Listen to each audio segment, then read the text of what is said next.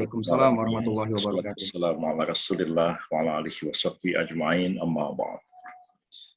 Pertama-tama izinkan saya menyampaikan ucapan terima kasih yang sebesar-besarnya kepada pembawa acara dan kepada kita semua pesantren Budi Mulia ya, yang pada pagi hari ini memberikan kesempatan kepada saya untuk menyampaikan satu pembahasan, satu diskusi tentang almarhum Profesor Dr. Abu Hanifah ya, dengan fokus kepada pandangan-pandangan beliau terhadap agama dan filsafat. Ya. Saya merasa terhormat mendapatkan kesempatan yang baik pagi ini untuk menyampaikan pokok-pokok pikiran hasil satu telaah singkat saya terhadap pemikiran-pemikiran almarhum yang patut menjadi bahan kajian dan bahan renungan kita bersama, oleh karena seperti kita maklum bahwa Profesor Abu Hanifah adalah seorang cendekiawan besar bangsa kita, mempunyai peran yang sangat penting dalam pembentukan negara Republik Indonesia, mempertahankan kemerdekaan Republik Indonesia, dan mengisi pembangunan bangsa dan negara kita, walaupun beliau merupakan tokoh yang nyaris terlupakan di tengah-tengah perkembangan masyarakat kita sekarang ini. Ingin saya jelaskan bahwa singkat bahwa Profesor Abu Hanifah ini lahir tahun 1906 di Padang Panjang, Sumatera Barat sekarang ini, dan wafat di Jakarta pada tahun 1980. Saya seumur hidup hanya sekali bertemu dengan beliau, kira-kira pada tahun 1978. Pada waktu itu saya masih menjadi mahasiswa dan aktif dalam himpunan mahasiswa Islam, dan tidak lama kemudian beliau wafat pada tahun 1980. Profesor Abu Hanifah ini merupakan seorang yang unik di tengah-tengah masyarakat kita ya. Lahir dari satu keluarga yang taat beragama sebagaimana biasanya orang Padang Panjang dan orang Minangkabau pada umumnya.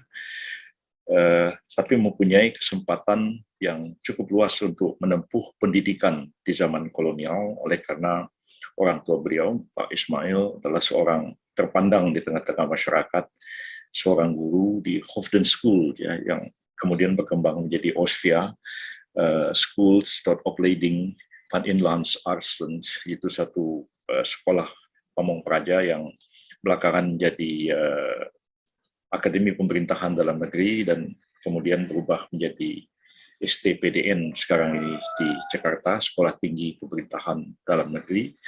Dan di Hofden School atau di OSVIA itu memang merekrut orang-orang yang dididik untuk menjadi pegawai negeri, dididik untuk menjadi ambtenaar istilah Belandanya, dan calon-calon ambtenaar itu dibekali dengan banyak sekali pengetahuan tentang bahasa, termasuk Pak Haji Ismail, orang tua dari Pak Abu Hanifah itu direkrut untuk mengajar bahasa Melayu pada Hofden School yang ada di Bukit Tinggi.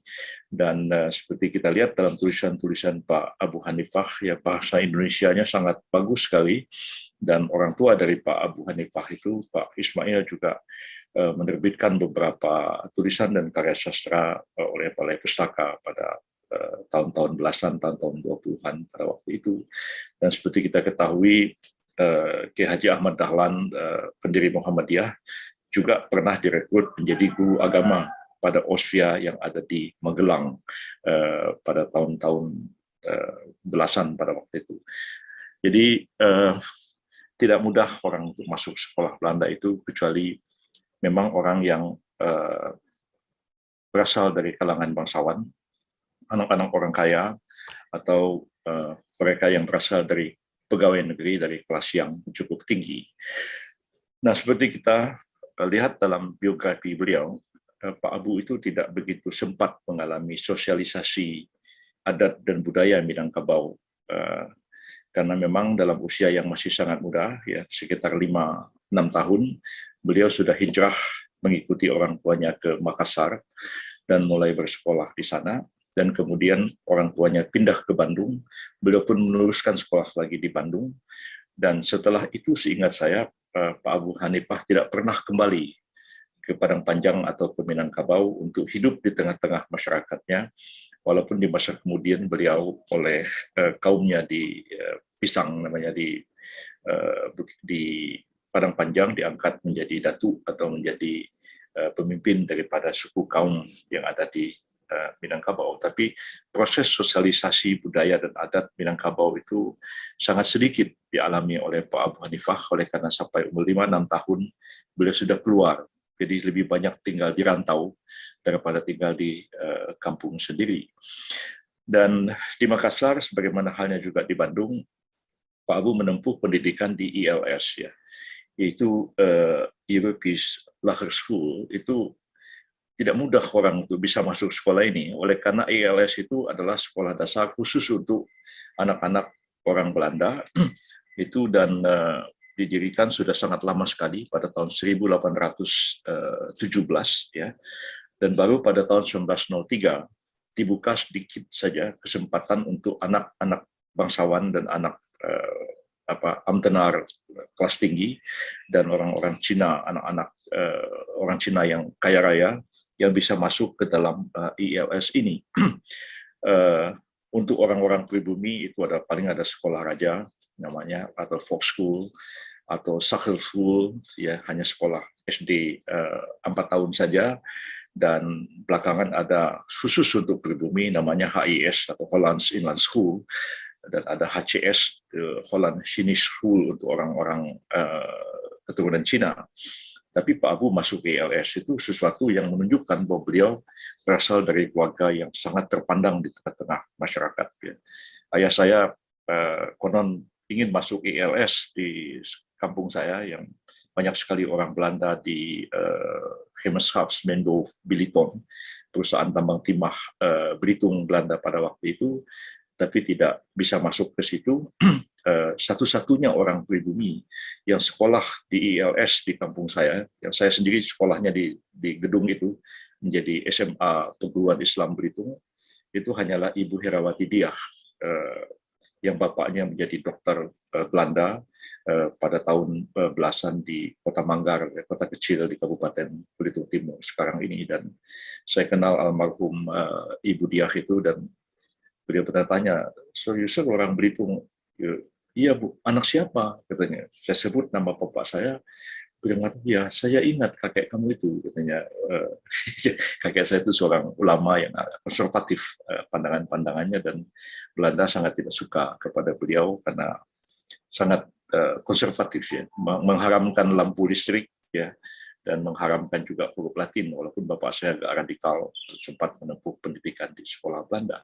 Jadi Pak Abu sekolah di ILS di Makassar dan kemudian di Bandung, dan setelah menamatkan ILS itu kira-kira umur sekitar 14-15 tahun, beliau tidak masuk ke MULO atau semacam SMP zaman Belanda, tapi beliau masuk ke Stovia. Ya, Stovia ini adalah sekolah School tot Opleiding van Inlandse Artsen, itu sekolah kedokteran Jawa, dikenal masyarakat begitu, walaupun namanya sebenarnya Indische Artsen, itu sekolah kedokteran Hindia, kira-kira seperti itu. Dan sekolah ini didirikan pada tahun 1899. Gedungnya masih ada sekarang di Jalan Abdurrahman Saleh di dekat Rumah Sakit Gatot Subroto di Kuitang, di dalam sedikit itu. Dan sekolah inilah cikal bakal lahirnya banyak sekali dokter-dokter dari kalangan ningrat Jawa dan kalangan Amtenaren, dan mereka kemudian juga menjadi pelopor gerakan kebangsaan yang misalnya seperti ada Yong Yafa, ada Budi Utomo dan lain-lain yang lahir dari cikal bakal sekolah Osvia ini. Dan Stovia ini sekolahnya 10 tahun. Jadi tamat ILS itu 7 tahun dan masuk Stovia itu 10 tahun. Baru kemudian kalau lulus menjadi dokter atau arts bahasa Belandanya, tapi dokternya itu tidak setara dengan dokter tamatan dari universitas-universitas di Eropa, ya, sehingga tokoh-tokoh seperti Dr. Rajiman Widyodiningrat itu harus melanjutkan sekolah ke Belanda, dan Dr. Sukiman Wiryosanjoyo dan adiknya Dr. Satiman Wiryosanjoyo dari Solo itu berangkat ke Belanda, dan Dr. Sukiman lulus dari Fakultas Kedokteran Universitas Amsterdam dan kembali ke Indonesia, dan itu baru benar-benar diakui sebagai arts atau sebagai dokter.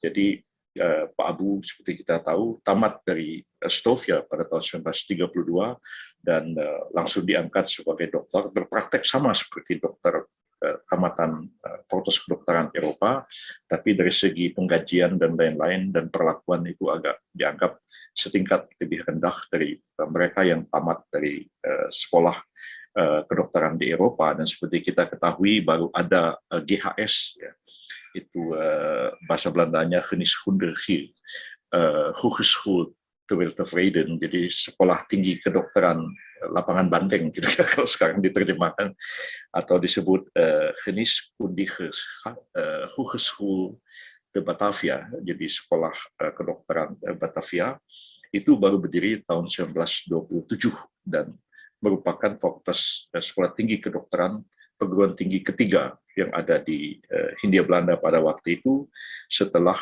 Technische Hogeschool berdiri di Bandung tahun 1920, di mana Bung Karno, Insinyur Juanda bersekolah di sana, yang menjadi ITB sekarang, dan kemudian juga ada sekolah lain namanya Rechtshogeschool, sekolah tinggi hukum Belanda, Rechtshogeschool Terwijl Tevreden namanya, jadi sekolah tinggi hukum lapangan banteng istilahnya itu, tapi sering nama resminya sebenarnya Rechtshogeschool te Batavia, jadi sekolah tinggi hukum Batavia, dan itu berdiri pada tahun 1924 dan banyak tokoh bersekolah di situ, termasuk Mr. Muhammad Rum, Mr. Syafruddin Prawira Negara, dan lain-lain. Termasuklah adalah Pak Prawoto Mangkusesmito, walaupun tidak sempat tamat di situ. Pak Burhanuddin Harahap juga tidak tamat, baru tamat setelah berdirinya Universitas Gadjah Mada di Yogyakarta. Jadi Pak Abu sekolah di situ dan menjadi dokter pada tahun 1932 dan langsung bertugas di daerah-daerah menjadi pegawai pemerintah Belanda dalam bidang kesehatan. Yang ingin saya tegaskan di sini adalah bahwa Pak Abu ini orang yang menjadi bagian dari politik etisnya Hindia Belanda, atau yang digagas oleh Snokkelgroenje pada awal abad ke-20 adalah bagian daripada rencana Belanda yang sangat besar untuk menciptakan apa yang disebut dengan asosiasi kebudayaan. Politik etis itu adalah politik balas budi, ya, ingin memberikan juga pendidikan dan pengajaran kepada rakyat pribumi, tapi yang lebih tegas lagi adalah sebenarnya asosiasi kebudayaan yang digagas oleh Snokkelgroenje. Belanda itu mulanya tidak begitu mengerti tentang Islam, dan karena itu Belanda itu bersikap netral terhadap agama, tidak mau ikut campur dalam urusan agama, bahkan melarang kegiatan-kegiatan penyebaran agama Kristen di kalangan orang-orang yang telah memeluk agama Islam. Bukan apa-apa, karena kekhawatirannya akan menimbulkan perlawanan, jadi mengganggu rules and order, mengganggu keamanan dan ketertiban. Jadi gaya Belanda dengan Spanyol dan Portugal itu beda sekali. Kalau Portugal dan Spanyol itu penjajahan sekaligus adalah penyebaran agama, dan seperti kita ketahui Timur Timur menjadi satu-satunya negara, bukan satu-satunya negara jajahan Portugal yang kemudian sangat Katolik, dan Filipina yang saya banyak tahu negara itu juga menjadi sangat Katolik karena dipaksa oleh Spanyol untuk menjadi Katolik, seperti juga di Timur Timur oleh Portugal. Belanda itu tidak menyebarkan agama pada awalnya seperti itu karena khawatir akan rules and order, mengganggu ketertiban dan keamanan, dan Belanda tidak mengerti sama sekali tentang Islam, ya dia bilang Muhammadans katanya, jadi pengikut Muhammad kira-kira begitulah, dan baru mereka mengerti tentang Islam itu setelah Snokkelgroenje, seorang guru besar bahasa Arab dan studi Timur Tengah di Universitas Leiden, diangkat menjadi penasehat pemerintah Belanda untuk urusan Islam dan urusan pribumi, dan dia pura-pura masuk Islam, dia belajar Islam mempelajari Islam di Timur Tengah juga, bahkan sempat tinggal di Mekah beberapa lama, membentuk konsulat Hindia Belanda di sana untuk mengamati orang-orang yang pergi haji. Nah, Snook mengatakan bahwa Islam itu sebenarnya harus dibagi tiga. Pertama, Islam ibadat, itu harus didukung dan disokong habis oleh pemerintah Belanda, kecuali ibadah haji. Haji itu harus diawasi betul, karena haji itu bisa menimbulkan solidaritas Islam sedunia, dan haji itu menjadi tempat persemaian bagi gerakan pan-Islamisme. Dan karena itu orang haji, pergi haji harus diseleksi ketat, dan perilaku orang pergi haji harus diawasi di Mekah sana, dan kemudian ketika pulang, para haji itu juga harus diawasi dengan ketat, karena haji-haji itu sangat dihormati oleh orang-orang di kampung, dan karena kedudukan seperti itu, para haji itu potensial untuk memimpin pemberontakan atau perlawanan terhadap Belanda.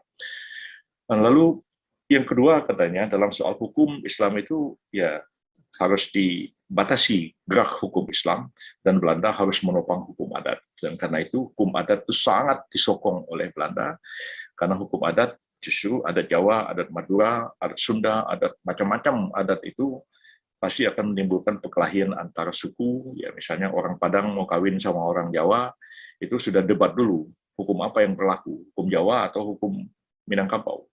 Kalau mati suaminya orang Padang, istrinya orang Jawa, kalau meninggal, hukum warisnya hukum Gonogini Jawa atau hukum adat Minangkabau. Belanda senang. Tapi kalau pakai hukum Islam, suku-suku itu akan menjadi bersatu. Yang ketiga, dalam hal melanggengkan kekuasaan, maka pemerintah Belanda harus menopang apa yang disebut dengan politik asosiasi itu. Diberikan pendidikan kepada kaum pribumi, pengajaran bahasa Belanda. Nah, Belanda itu tidak pernah mengajari bahasanya kepada kita ya. Dan Belanda itu baru mengajari bahasa Indonesia, bahasa Belanda itu akhir abad 19 ya. Baru diajarkan bahasa Belanda. Jadi Belanda itu menjajah bangsa kita ini. Belandanya yang belajar bahasa Melayu, bukan orang Melayunya yang disuruh belajar bahasa Belanda. Beda dengan Spanyol dan Portugis ya, kita tahu Timur-Timur ketika merdeka, bahasa nasionalnya itu bukan bahasa Tetum. Bahasa nasional Timur-Timur adalah bahasa Portugis. Itu aneh, pakai bahasa penjajahnya. Dan di Filipina juga begitu. Jadi nenek istri saya masih hidup sekarang, umurnya 89 tahun, itu masih bisa berbahasa Spanyol. Dan betul-betul orang Spanyol, Espanyola.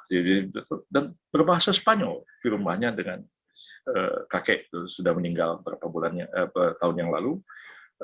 Jadi orang Filipina diajari bahasa Spanyol, dan bahasa Tagalog itu bahasa asasnya adalah bahasa daerah seperti Sangir Pelaut begitu. Mungkin 40%, 30% kata-katanya itu diisi dengan kata-kata bahasa Spanyol, karena Islamnya sangat sedikit. Lalu kalau bahasa Melayu diisi begitu banyak dengan kosakata bahasa Arab seperti yang kita kenal sekarang.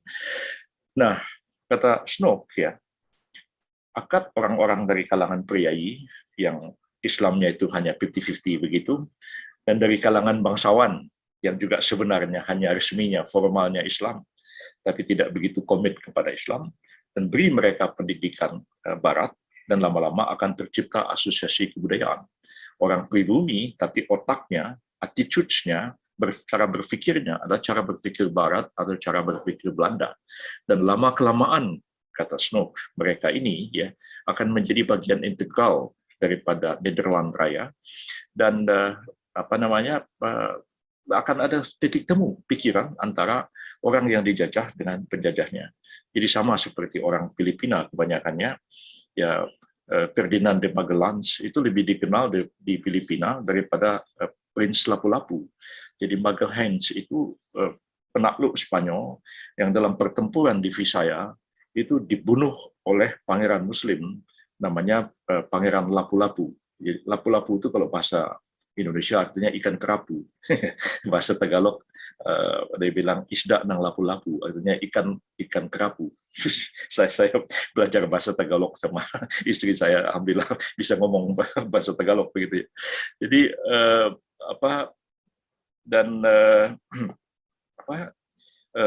orang lebih mencintai penjajahnya daripada mencintai pahlawannya sendiri.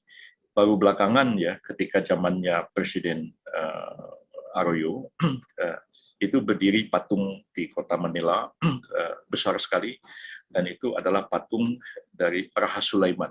Ya, ditulis Raja Sulaiman, the King of Manila, ya, the defenders of sovereignty of the Philippines. Jadi katanya Raja Sulaiman, the defenders of the sovereignty of the Philippines, orang yang mempertahankan kedaulatan Filipina. Patungnya itu memegang keris dan memegang Al-Quran, dan itu ada di Manila Bay sampai sekarang. Dan kita tahu itu adalah Raja Manila. Ya, Manila itu dari kata-kata amanillah, ya tempat yang aman di bawah lindungan Allah. Ya, maka disebut Manila dalam bahasa Tagalog. Amanillah sebenarnya itu. Dan itu kotanya dihancurkan oleh Spanyol dan didirikan benteng Intramuros yang ada sampai sekarang di tengah-tengah kota Manila. Nah, jadi Pak Abu ini termasuk orang yang direncanakan tuh akan menjadi asosiasi Belanda. Tapi ternyata sebaliknya lah yang terjadi. Jadi Pak Abu ini pengecualian dari orang yang Belanda sebenarnya tidak berhasil menciptakan asosiasi kepada beliau. Walaupun sering diolok-olok di kalangan orang Masyumi, Abu itu Masyumi tapi dansa-dansa gitu ya. Ya, dari segi itu ya memang ada ya. Bapak saya juga dulu malah main biola ngiringi orang Belanda dansa-dansa tahun-tahun 30-an. Ya, tapi otaknya otak Masyumi juga sama seperti Pak Abu dan lain-lain begitu. Ya, tapi kritis sekali ya kepada kolonialisme dan melawan kolonialisme itu sendiri dan menjadi seorang nasionalis yang sangat kokoh. Yang kedua ya, Pak Abu itu sangat dahaga kepada ilmu. Ya.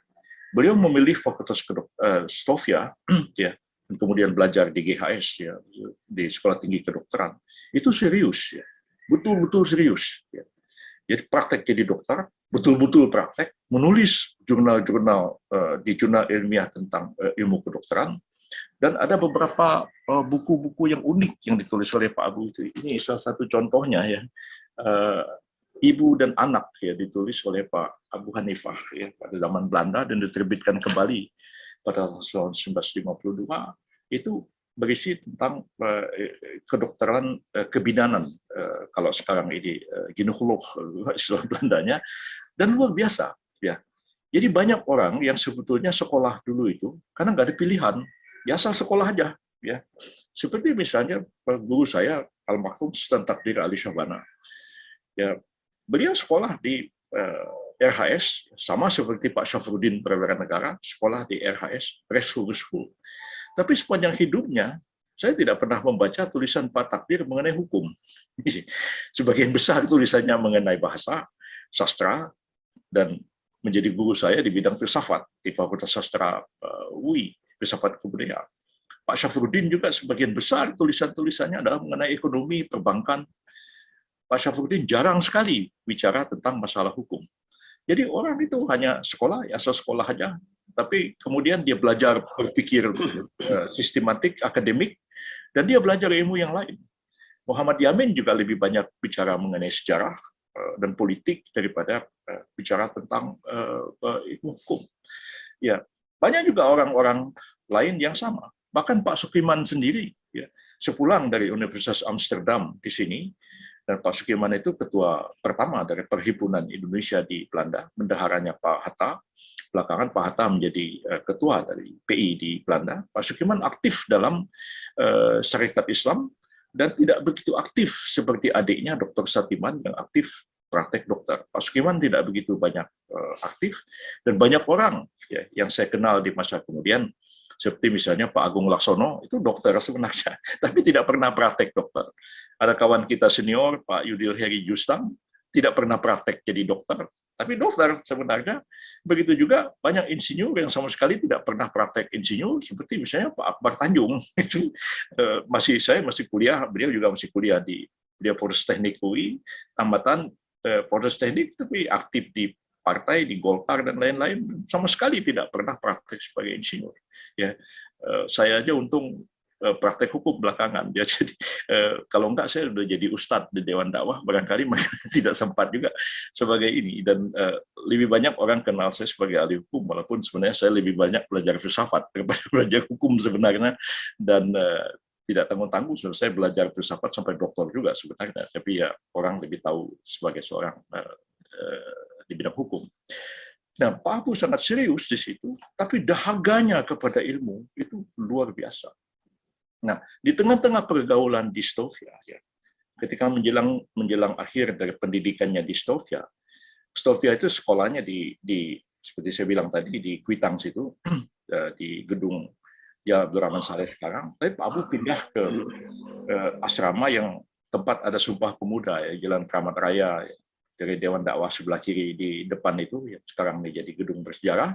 Dan di situ beliau bergaul dengan tokoh-tokoh yang memang radikal seperti As'ad, ya, kemudian Bahdar Johan, dan seorang tokoh yang kontroversial dalam sejarah kita, yaitu Mr.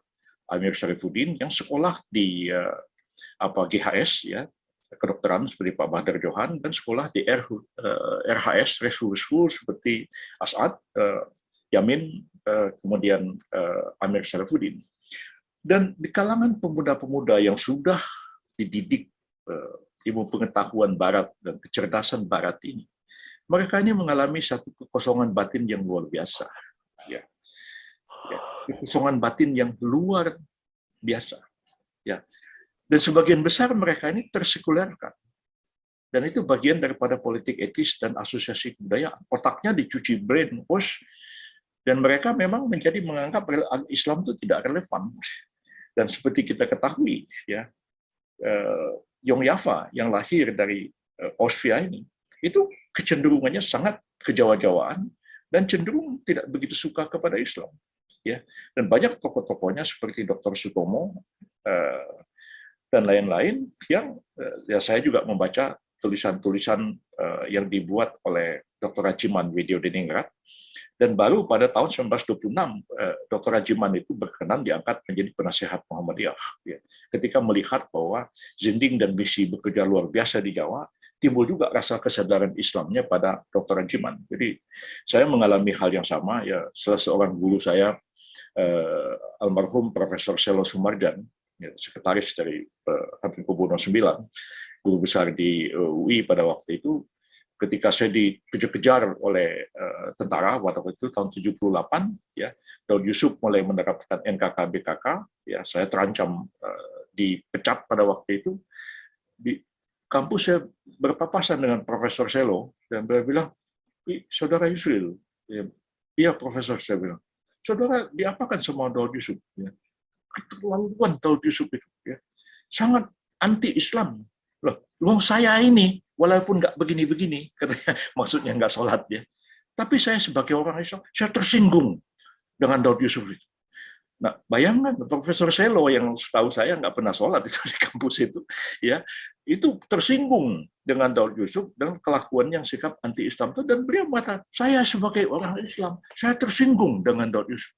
Itu serius Profesor Selo ngomong seperti itu. Dan Dr. Rajiman mau menjadi penasehat Muhammadiyah karena melihat Messi dan Zinding yang bekerja begitu sangat aktif di Jawa pada waktu itu. Dan Pak Abu mengeluh, ya, dan itu ada dalam tulisan, ya, tentang Amir Syarifuddin, mengatakan begitu banyak pemuda-pemuda ini begitu cerdas dididik dengan ilmu pengetahuan modern, tapi mereka tidak pernah didekati oleh ulama-ulama Islam. Yang mendekati mereka apa? Justru pendeta-pendeta Kristen. Salah seorang malah pernah berpolemik dengan Pak Nasir, Dr. Christoffel. Itu pernah dibantah oleh Pak Nasir, tulisnya di dalam koran PID-nya Belanda, yang kemudian diterbitkan oleh Majalah Pembela Islam di Bandung. Dan mereka ini mau dikristenkan, paling tidak mereka mau disekulerkan. Dan dua kelompok bergerak sangat aktif. Ya. Pertama adalah kelompok teosofi. Ya. Teosofi itu ajaran dari Madame Blavatsky.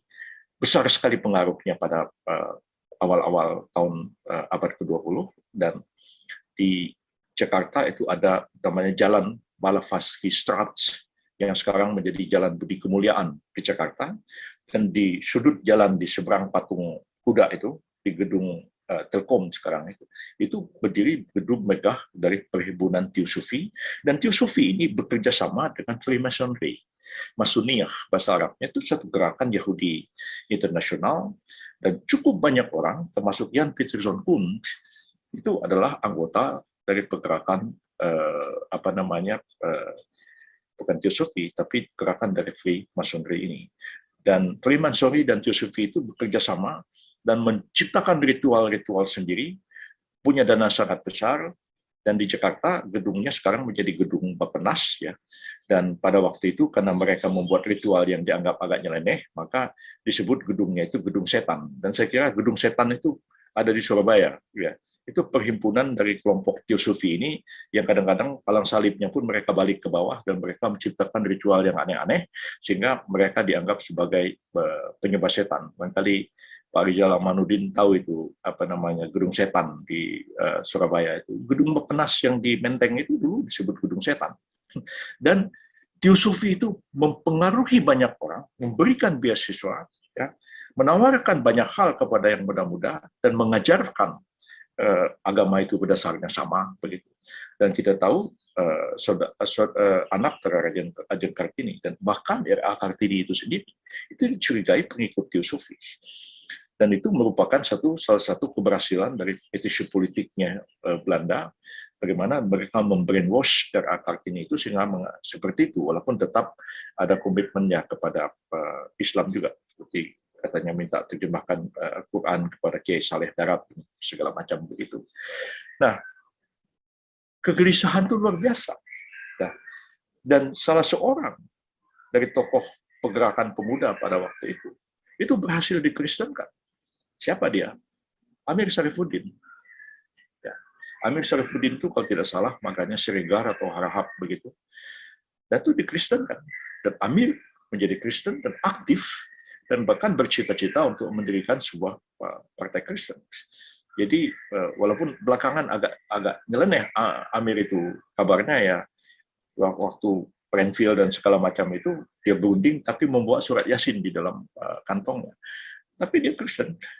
Dan istrinya Zainab mungkin masih tetap Muslim. Ya. Zainab itu pernah menghadap Perdana Menteri Natsir pada tahun 1950 dan minta Perdana Menteri Natsir pemerintah mengungkapkan peristiwa terbunuhnya Amir Syarifuddin dan bertanya di mana makam dari Amir Syarifuddin itu. Karena Amir kemudian dari Kristen, kemudian kiri, dan kemudian walaupun tidak resmi PKI, ya, tapi Amir itu otaknya sudah di brainwash dan komunis akhirnya.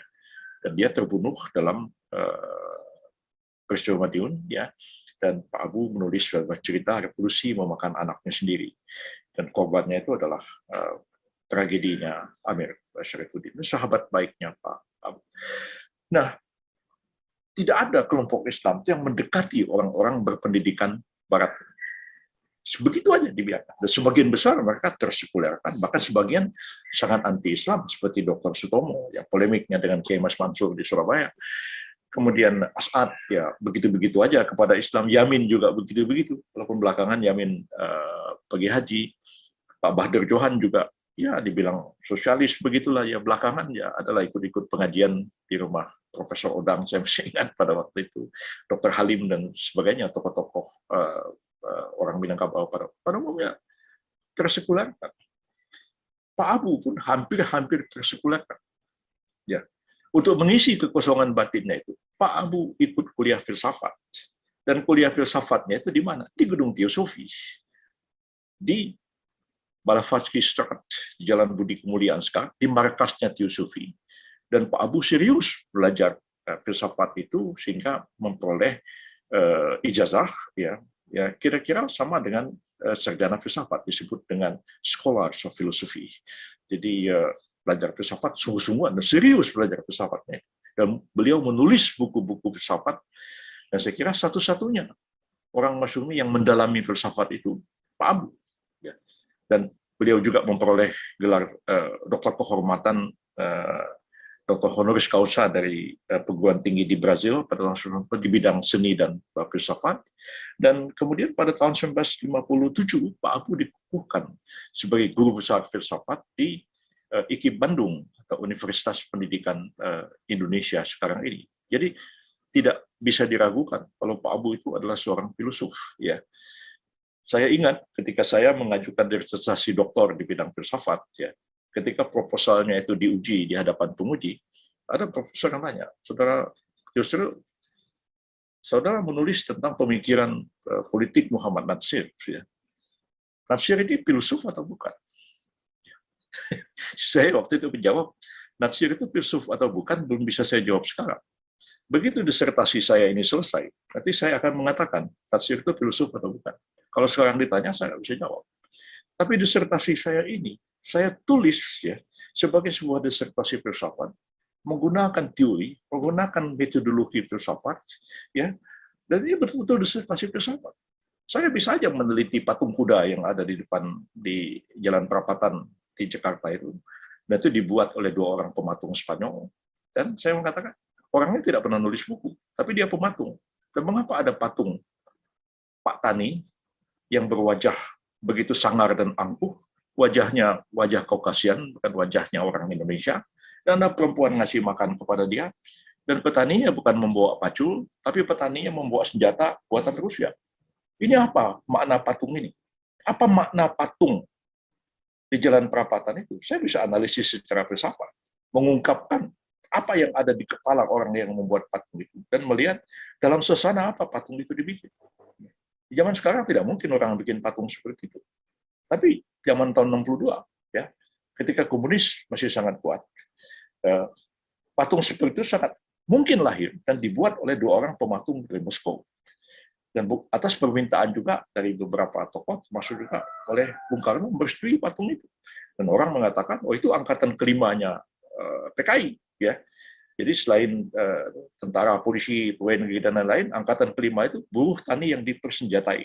Itu idenya PKI. Sehingga zaman Orde Baru banyak orang minta supaya patung itu dibongkar. Patungnya tetap ada sampai sekarang. Ya, saya kira biarin aja lah. Tapi saya bisa aja menulis itu sebagai disertasi filsafat. Walaupun tidak meneliti teks seperti saya meneliti teksnya Pak Natsir. Ya, orang itu patung pun bisa saya teliti dari segi filsafat. Apalagi teks-teks yang ditinggalkan oleh Pak Natsir bisa saya analisis. Nah, jadi kira-kira agak garang juga saya sebagai calon doktor filsafat pada waktu itu.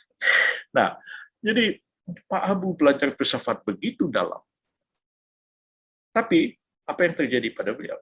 Ya, beliau tidak jadi Friedlander. Ya. Di negeri kita ini, ya, barangkali sejak Al-Ghazali menulis Tahafutul Falsafah, ya, itu buku-buku tasawuf tidak pernah beredar di Nusantara. Di Nusantara ini hanya beredar kitab-kitab fikih dan kitab-kitab tasawuf. Ya. Tidak ada kitab-kitab filsafat beredar di Nusantara ini. Jadi di atas kakek saya itu ada para senior, ya, termasuklah Raja Ali Haji, Raja Haji Fisabilillah. Ya, mereka cendekiawan, pelayu, ya, belajar Islam. Semua literatur yang dibaca adalah literatur tasawuf. Dan tidak ada literatur misalnya tulisan Ibnu Sina, Al-Kindi, Al-Farabi. Enggak ada. Tulisan Sufi. Semua. Pak Abu ini termasuk perintis belajar filsafat Barat dan filsafat Islam, walaupun beliau menggunakan secondary sources, sumber-sumber kedua. Mungkin karena kelemahan bahasa. Ya.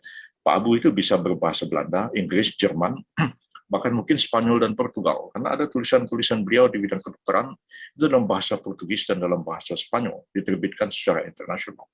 Tapi mungkin Pak Abu nampaknya tidak bisa berbahasa Arab, ya, sehingga beda dengan Pak Natsir bisa membaca tulisan-tulisan Jamaluddin Al-Afghani, membaca Amir Shakib Arsalan, membaca tulisan Rashid Rida dan Muhammad Abduh, karena Pak Natsir memang belajar bahasa Arab. Jadi, tapi meskipun begitu, ya, Pak Abu dalam belajar filsafat, paham filsafat Barat dan filsafat Islam, tapi beliau tidak sama sekali melenceng dari Islam. Saya ingat ya, ketika pada tahun 1978, saya pada waktu itu tingkat 4 di Fakultas Hukum UI, berniat untuk masuk ke jurusan filsafat di Fakultas Sastra UI di sebelahnya. Ya. Saya meminta restu kepada Pak guru saya, Profesor Osman Ralibi, mengatakan, serius belajar filsafat, bagus sekali. Ya. Apalagi Profesor Rashidi, yang juga guru besar hukum Islam di Fakultas Hukum UI, beliau doktor filsafat dari Sorbonne. Ya. Orang pertama memperoleh gelar sarjana filsafat dari Universitas Kairo, ya, pada tahun 1938, yang mahasiswanya cuma 6 orang. Ketika pertama kali jurusan filsafat dibuka di Mesir pada tahun itu. Saya masih ada buku majalah punya kakek saya, majalah terbitan Medan, apa Panji Islam apa begitu judulnya. Itu ada ucapan selamat. Ya. Ucapan selamat kepada putra dari Mataram, Haji Rashidi BA. Tulisnya begitu, yang memperoleh gelar license dari Universitas Kairo di bidang falsafah. Jadi ada ucapan selamat kepada Pak Rashidi, orang kota gede yang nyentrik gitu, namanya, memperoleh gelar, dan belakangan tahun 56 beliau memperoleh doktor filsafat dari Sorbonne. Nah, seorang guru besar hukum Islam di Fakultas Hukum UI, ya, memanggil saya mewanti-wanti, saudara Yusuf jangan belajar filsafat. Belajar filsafat itu bisa jadi kafir. Nah, itu seorang guru besar hukum Islam. Ya, kakek saya pun mengatakan begitu. Kalau bapak saya nggak boleh, kamu belajar filsafat, belajar aja, katanya. Jadi sampai tahun-tahun akhir 70-80, orang menganggap belajar filsafat itu bisa membawa orang kepada kekufuran. Nah, tapi Pak Abu Hanifah tidak kafir-kafir karena beliau belajar filsafat. Dan pokoknya sangat kritis menelaah pemikiran filsafat Barat dan sangat respect kepada pemikiran Islam. Dan tulisan-tulisan filsafat Pak Abu itu memang membentangkan aliran-aliran dan sejarah filsafat dan pemikiran-pemikiran filsafat dalam beberapa buku yang beliau tulis yang ada di meja saya ini, kayak seperti ini ya, Rintisan Filsafat yang ditulis oleh Pak Abu Hanifah. Ya, juga di sini dia menulis sangat filosofis tulisan-tulisannya. Dan kemudian ada juga ini yang buku beliau ya, Manusia, Agama dan Negara. Tulisan-tulisan sangat filsafat luar biasa filsafatnya. Nah, beliau mengatakan bahwa ya pertarungan filsafat ini adalah pertarungan dua aliran besar itu pada waktu itu ya, aliran materialisme dan aliran roh atau aliran spiritualisme. Pak Abu itu tegas-tegas menolak dan mengkritik materialisme dari Feuerbach ya, dan mengkritik dialektika materialisme Karl Marx. Dan beliau terang-terangan mengatakan yang cocok dengan kita itu adalah aliran idealisme. Dan beliau mengatakan idealisme itu ada mulai di tracebacks ke Plato. Dan beliau mengatakan ya sebenarnya Lao Tzu, seorang filosof Cina, itu mempunyai pandangan yang sama dengan Plato walaupun tidak pernah bertemu. Satu di Tiongkok, satu di ini. Bahkan Lao Tzu lebih dulu lahir daripada Plato. Tapi sayangnya tulisan-tulisan para filsuf Cina, filsuf-filsuf India, Persia, itu tidak bisa kita baca karena faktor bahasa dan faktor pendidikan. Yang diajarkan kepada kita adalah filsafat Yunani, yang itu yang terjadi sampai sekarang. Dan sampai sekarang hal semacam itu masih terjadi. Banyak aktivis Islam, politisi Islam, itu komitmennya ke Islam tinggi, tapi ketika berpikir akademik, berpikir politik, otaknya itu otak barat semua.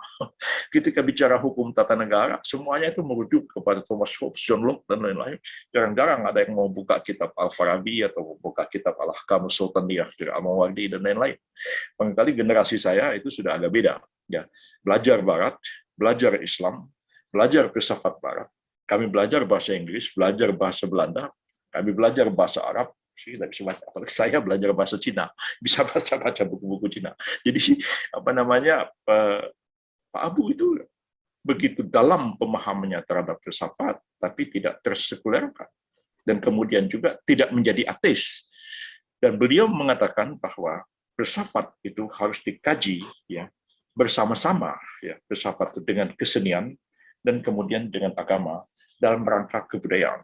Ya, Pak Abu itu tidak menganggap bahwa agama itu kebudayaan, tidak. Tapi kajian budaya menurut beliau itu mencakup 3 aspek. Pertama adalah kajian filsafat, kajian seni, dan kemudian adalah kajian di bidang agama. Dan Pak Abu menelaah agama-agama itu walaupun tidak begitu banyak menulis tentang Islam secara detail seperti halnya Pak Natsir yang memang dari muda terlibat dalam polemik soal Islam, tapi beliau tegas sekali menganut paham seperti ini dan dalam dialog dengan Musso pada tahun 1947 ya, ketika dibawa Amir Syarifuddin bertemu dengan Musso, dan Musso yang baru pulang dari pengasingan pelarian di Soviet mengatakan saudara Abu harus ikut. Abu mengatakan saya menolak materialisme dan saya percaya pada Tuhan. Oh, dia bilang, saudara Abu beda pendirian dengan kita. Kami kaum materialisten, tidak percaya dengan roh, dengan spirit. Bahkan dia bilang, sarjana-sarjana kami di Rusia sedang melakukan penelitian di laboratorium yang hampir-hampir menemukan bahwa spirit atau jiwa manusia sebenarnya adalah partikel atom yang ada di dalam tubuh manusia. Itu sampai begitu pikirannya Musso, tapi Pak Abu itu seorang yang teistik, membela keberadaan Tuhan dan sangat detail. Dan argumen Pak Abu ya tentang Tuhan itu sebenarnya bukan argumen Plato menurut kajian saya yang idealistik itu, walaupun beliau mengatakan yang cocok dengan kita adalah idealisme. Dan beliau mengatakan agama-agama besar di Indonesia itu Hindu, Buddha, Islam, Kristen itu idealis dan meletakkannya kepada zat yang mutlak yang oleh agama-agama ini disebut sebagai Tuhan, yang dikatakan oleh Plato dan oleh Lao Tzu, walaupun Plato, Lao Tzu tidak mengatakan itu Tuhan, mereka mengatakan itu sebagai kalau bahasa Cina itu Tian, dan itu yang maha tinggi. Jadi mungkin pernah mendengar kata-kata Tiananmen. Tiananmen itu bahasa Cina artinya langit tanpa batas. Itu Tuhan sebenarnya. Jadi ada lapangan besar di kota Beijing itu, lapangan Tiananmen namanya. Itu tempat orang-orang demo kayak Monas begitu. Zaman dulu ditembaki sama Cina. Itu langit tanpa batas itu konsep Tuhan dalam Cina, tapi bukan konsep Allah seperti kita. Tapi ada zat yang prima causa, yang pertama, yang menciptakan dan yang maha tinggi. Nah, Pak Abu itu pernah mengemukakan satu argumen tentang Tuhan, tapi bukan dengan idealisme seperti Plato. Pikiran Pak Abu itu adalah pikiran fenomenologis dalam filsafat. Ya. Beliau mengatakan, mengapa saya percaya pada Tuhan? Kepercayaannya itu didasarkan kepada pengalaman-pengalaman manusia. Ya, ini satu metodologi ilmu pengetahuan ya. Di abad-abad terakhir ini ada namanya fenomenologi. Pengetahuan itu diperdapat bukan dari persepsi indera, bukan dari analisis rasional dalam filsafat saja, tapi pengetahuan itu diperoleh dari pengalaman-pengalaman manusia. Ya. Pengalaman itu diceritakan, diverifikasi, dan kita tahu ada buku yang sangat terkenal dalam sejarah filsafat agama, Varieties of Religious Experience, yang ditulis oleh William James. Ya. Dan Pak Abu mengatakan, saya pernah mengoperasi ya, seorang pejuang yang ditembak musuh oleh Belanda, ya, tentara nikah katanya, dan tembus dadanya, dan hampir-hampir tidak ada harapan. Dan orang itu hanya mengatakan Allah, Allah, Allah. Seterusnya. Beliau juga mengatakan, saya di atas kapal. Ya, Pak Abu itu pernah menjadi dokter angkatan laut Belanda, bergabung ke militer, jadi wamil kalau zaman sekarang ini. Dan kapalnya itu belajar dari berlayar dari Goa di India sampai Singapura, dari Singapura itu sampai ke Guam di utara Filipina sekarang. Ketika katanya kapal itu dihempaskan oleh badai di tengah laut, semua orang-orang di kapal itu berdoa kepada Tuhan supaya diselamatkan. Jadi Pak Abu itu menyusun satu argumen fenomenologi, ya, pengalaman-pengalaman manusia yang diverifikasi dan mengatakan keberadaan Tuhan adalah suatu keniscayaan.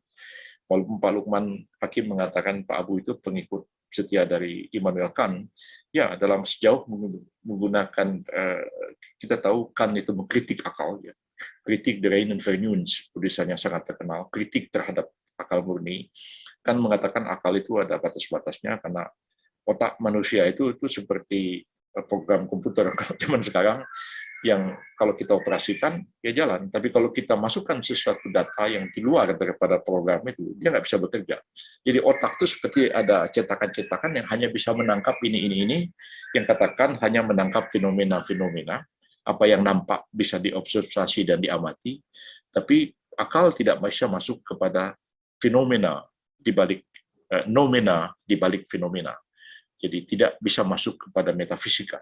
Ya, karena sesudah yang fisik itu ada metafisik di luar yang fisika. Karena itu di kalangan sejarah Kristen kan itu memberikan angin segar bagi kaum dogmatik ya, untuk memberikan keyakinan kepada Tuhan dan kepada agama di luar satu penalaran rasional. Dan kan memang sangat spekulatif mengatakan bahwa karena ada yang disebut dengan moral imperatif ya, orang tua harus berbuat baik ya, nggak boleh berbuat jahat, dan karena itu adalah seruan dari konsen, kesadaran hati nurani.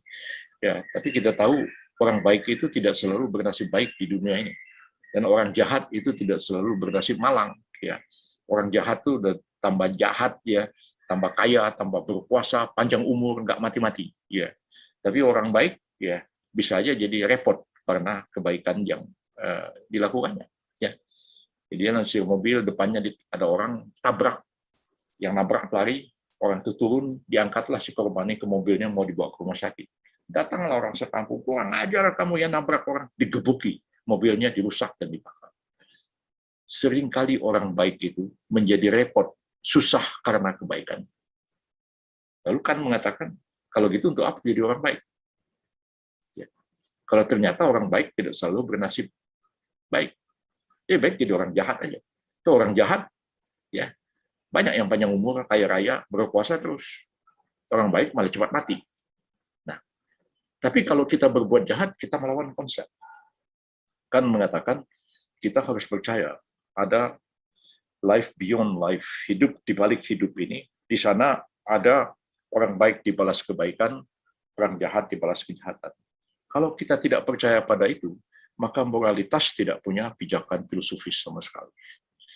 Jadi kalau dalam Islam itu wa may ya'mal mithqala dzarratin khairan yarah, dan sebaliknya syarran yarah. Siapa berbuat baik dibalas kebaikan, siapa berbuat jahat dibalas kejahatan. Kan tanpa itu. Tapi apakah itu bisa dibuktikan secara empiris, secara akademik? Tentu tidak. Ya. Filsafat tidak perlu pada pembuktian empiris, asal dia rasional.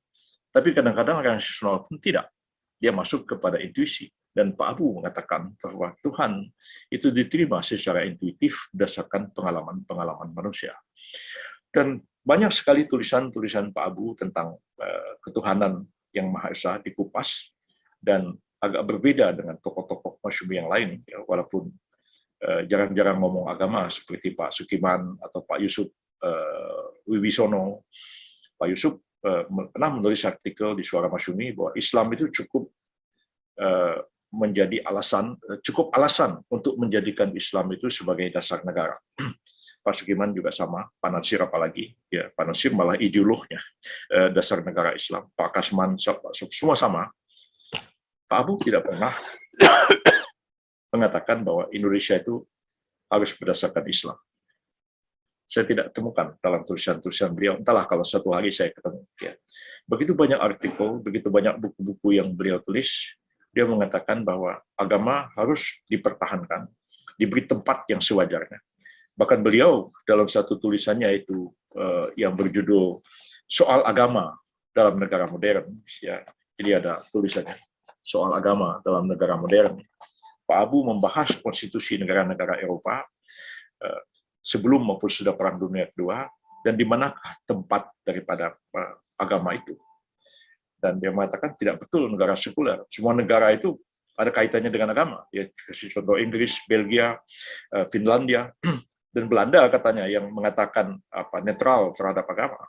Nyatanya juga tidak. Partai Katolik dan Partai Kristen Belanda itu luar biasa kuatnya dan mengontrol kegiatan zending dan misi di Indonesia. Dan Pak Abu itu tegas mengatakan zending dan misi itu merupakan alat kolonial, ya, dikasih dana yang begitu besar, subsidi oleh pemerintah Belanda dan pemerintah Hindia Belanda dari pajak atau belasting yang diambil daripada orang pribumi untuk mendirikan lembaga-lembaga Kristen dan gereja-gereja dalam rangka mengkristenkan orang pribumi. Dan seperti kita ketahui baru awal abad ke-20 zending dan misi itu diizinkan oleh pemerintah Belanda untuk melakukan kegiatannya dengan bebas di daerah-daerah Muslim kecuali Aceh. Maka berdirilah sekolah-sekolah Kristen di Magelang, Semarang, Malang, Jogja, dan sebagainya, dan sebagainya. Dan itu juga menimbulkan kekhawatiran, seperti katakan tadi lahirnya Muhammadiyah, ya, bagaimana orang seperti Dr. Rajiman kemudian membela Muhammadiyah dalam menghadapi misi ini.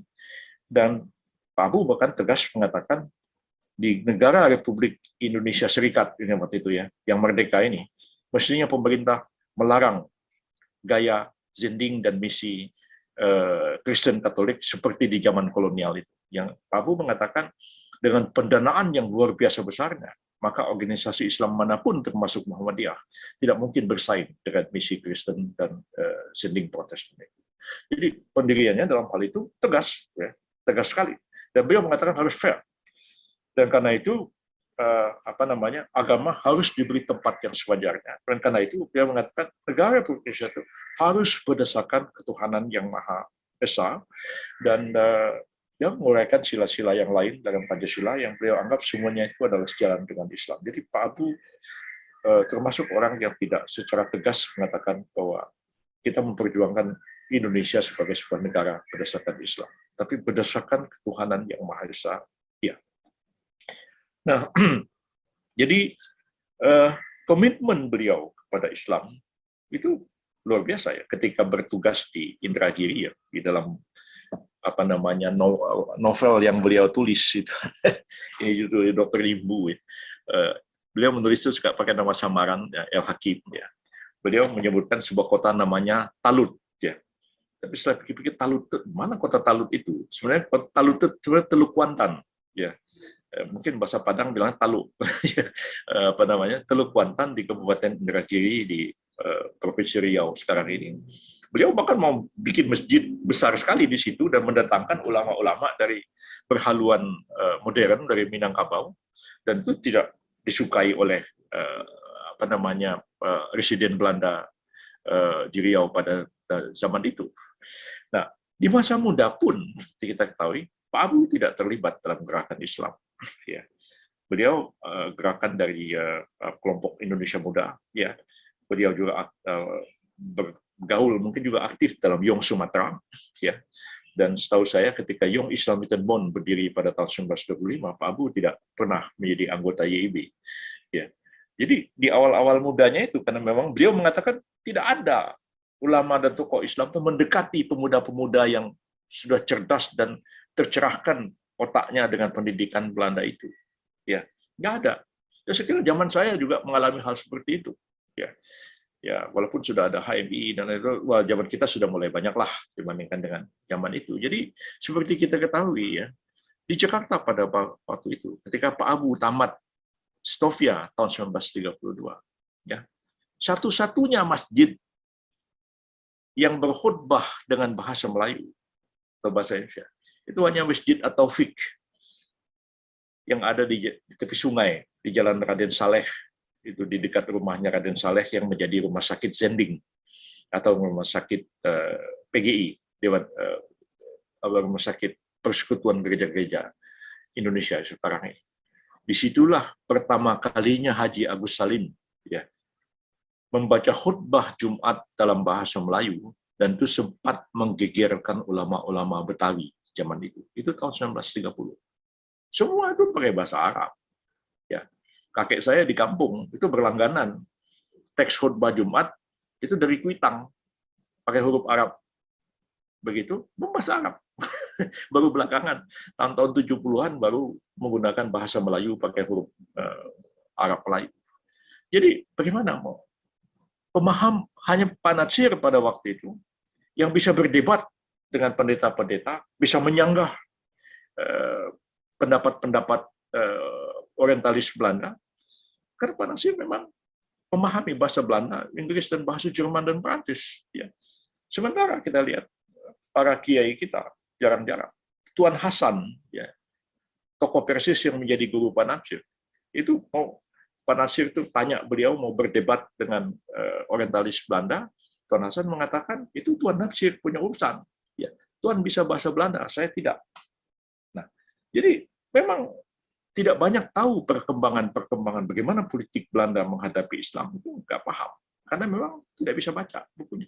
Ya, saya baru dapat orang namanya Awi Nasri, itu yang menerjemahkan tafsir Al-Manar dari Syekh Muhammad Abduh, itu diterbitkan pada tahun 1926 dan diterjemahkan ke dalam bahasa Melayu, termasuk teks Qur'annya diterjemahkan ke bahasa Melayu, dan tafsir Al-Manar dan komentar-komentar dari Rashid Rida di dalamnya. Tapi dicetak sangat terbatas pada waktu, kurang dari 1.000, sehingga mungkin tidak banyak dibaca orang pada tahun-tahun itu. Jadi, dan ini sebagian besar tersekulerkan, jadi komunis, ya, jadi Kristen seperti Amir Syarifuddin. Pak Abu ya tidak menjadi Kristen, jauh sekali. Tersekulerkan juga tidak, ya. Agak-agak sosialis mungkin ya sehingga apa namanya George Bertrand Cahin mengatakan Pak Abu itu kelompoknya religius sosialis dalam Masyumi.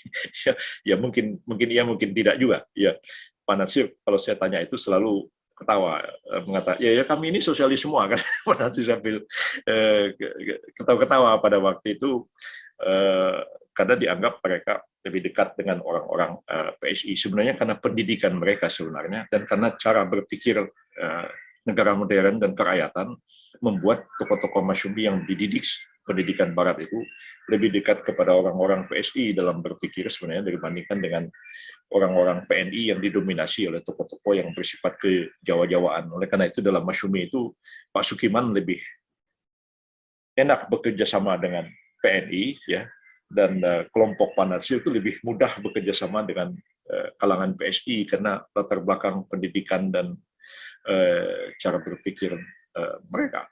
Jadi Pak Abu tidak tersekulerkan, ya, tidak jadi komunis, jauh sekali jadi Kristen, dan ketika Pak Abu itu tiba-tiba bergabung ke Partai Islam, itu mengagetkan banyak orang. Ya, karena sebelumnya tidak pernah terlihat Pak Abu itu aktif dalam gerakan Islam, pemuda Islam, sama sekali tidak pernah menulis tentang itu, apapun tidak, menulis kedokteran, macam-macam, mempelopori Sumpah Pemuda dan lain-lain, semua pikirnya sangat filosofis, sangat nasionalis, sangat sosialistis, dan sangat kritis, tapi tidak pernah bicara tentang Islam atau terlibat dalam gerakan Islam. Nah, dalam buku beliau, kalau nggak salah di dalam buku ini ya, saya baca The Tales of Revolutions, ya, Pak Abu menceritakan ya beliau dari Sukabumi datang ke Jogja mau mencari senjata, ya, dan ketika sampai di Jogja beliau mendengar ada Kongres Umat Islam. Beliau hadir dalam Kongres Umat Islam itu, dan seketika itu juga Pak Abu menjadi Masyumi. Itu mengagetkan banyak orang. Ya, seperti halnya orang kaget dengan Mr. Syafruddin Prawira Negara, ya, yang tidak pernah ikut dalam gerakan apapun, gerakan kepemudaan, ya, gerakan perjuangan kemerdekaan, apalagi gerakan Islam, ya. Pak Syafruddin itu saya sangat dekat dengan beliau. Dia mengatakan, saya masih muda ya, kerja saya main musik, dansa-dansa aja. Pak Syafruddin begitu, dan tiba-tiba dikenip katanya, saya bergabung ke praksi Masyumi. Orang semua kaget, loh Syaf, kok kamu di sini? Begitu. Ya, orang menyangka Pak Syafruddin itu akan bergabung ke PSI. Dan beliau mengatakan baru mempelajari Islam ketika zaman pendudukan Jepang. Ya, walaupun juga berasal dari keluarga Islam. Pak Syaf itu setengah orang Banten, setengah orang Minangkabau. Nah, Pak Abu ya, gabung ke Masyumi, dan memang kita tahu pada waktu itu tokoh-tokoh Masyumi itu didominasi oleh kelompok intelektual dan kelompok kalangan muda, ya, seperti Kiai Haji Wahid Hashim dan lain. Kalangan tua ada Ki Bagus Hadikusumo juga pada waktu itu masih ada ya, sampai tahun 47 malah Kiai Wahid Hashim masih, Kiai Hashim Asy'ari masih ada, dan tidak tanggung-tanggung Pak Abu itu langsung menjadi anggota KENIP, ya, dan kemudian menjadi ketua fraksi Masyumi di dalam KENIP itu. Pikirannya keras luar biasa, tapi Pak Abu itu orang yang menyokong supaya pendidikan agama diajarkan di sekolah-sekolah, ya. Dan di situ terjadi keributan internal di kalangan Partai Masyumi sendiri, ya. Salah seorang anggota fraksi Masyumi, Rangkayo Rasuna Said, ya. Di Jakarta ada nama jalan Rasuna Said di Kuningan, ya. Rangkayo Rasuna Said itu utusan Muslimat Sumatera, bergabung ke fraksi Masyumi sama seperti Pak Yunan Nasution, Pak Zainal Abidin Ahmad dan lain-lain. Ketika dibentuk fraksi partai, gabung ke Masyumi. Tapi Rasuna Said itu tidak setuju ada pendidikan agama di sekolah-sekolah. Bahkan beliau mengatakan, mengajarkan agama di sekolah-sekolah itu sebagai satu pelajaran wajib, itu adalah pemaksaan kepada murid-murid. Dan itu terjadi keributan di dalam fraksi Masyumi, sehingga Rasuna Said itu dikeluarkan dari fraksi. Itu terjadi, dan ketua fraksinya itu Pak Abu Hanifah. Jadi Pak Abu itu keras sekali memperjuangkan pendidikan agama itu wajib di sekolah-sekolah, dan itu terwujud ketika beliau menjadi Menteri Pendidikan zaman Republik Indonesia Serikat, dan Pak Abu mengatakan walaupun itu dikatakan wajib diajarkan kecuali orang tuanya menolak. Jadi kalau orang tuanya mengatakan anak saya jangan diajarin agama, ya udah nggak apa-apa. Tapi usaha ke arah itu agak luar biasa, dan Pak Abu melakukan reformasi yang luar biasa di bidang pendidikan, antara lain mengorganisir GHS dan RHS, ya. Lalu terbentuklah Universitas Pan Indonesia yang kemudian menjadi Universitas Indonesia pada tahun 1950. Itu didirikan ketika Pak Abu menjadi Menteri Pendidikan dan Kebudayaan. Nah, jadi inilah yang saya dapat sampaikan tentang Pak Abu Hanifah, ya. Sangat unik, dan barangkali kalau suatu ketika ada orang yang ingin menulis disertasi doktor di bidang filsafat tentang Pak Abu Hanifah, sangat baik, ya, sangat bagus untuk dikaji pemikiran beliau, baik dari segi filsafat maupun dari segi yang lain-lain, dan mengingat ya jasa dan pengorbanan yang luar biasa Pak Abu itu di masa kemerdekaan, revolusi, ya, berdarah-darah. Beliau itu juga angkat senjata, ikut bertempur di Sukabumi, kemudian ikut berdiplomasi, ya, di New Delhi. Bahkan sekian lama beliau menjadi wakil ketua dari Perutusan Tetap Indonesia di PBB di New York, menjadi duta besar, menjadi menteri. Saya kira memang sudah saatnya Pak Abu itu kita sponsori. Saya akan menjadi orang pertama yang mensponsori untuk Pak Abu itu diberi gelar pahlawan nasional, ya, seperti tokoh-tokoh yang lebih daripada pantas, ya, Pak Abu itu diberi gelar kehormatan itu. Jadi, sampai hari ini Pak Abu itu bintang Mahaputra pun tidak punya. Yang ada itu Satya Lencana dari Presiden. Ya. Memang ketika saya di Seknek dulu banyak sekali tokoh-tokoh yang kita ajukan untuk memperoleh gelar ya, bintang, ya. Walaupun Seknek itu hanya mengurusi gelar, tapi kalau untuk bintang-bintang, tapi kalau untuk pahlawan nasional itu urusannya Departemen Sosial. Ya. Jadi saya mengajukan banyak orang, ya, yang pada waktu itu termasuk Pak Nasir, Pak Sab, Pak kemudian Pak Yusuf Wibisono, kemudian Pak Sukiman dan lain-lain.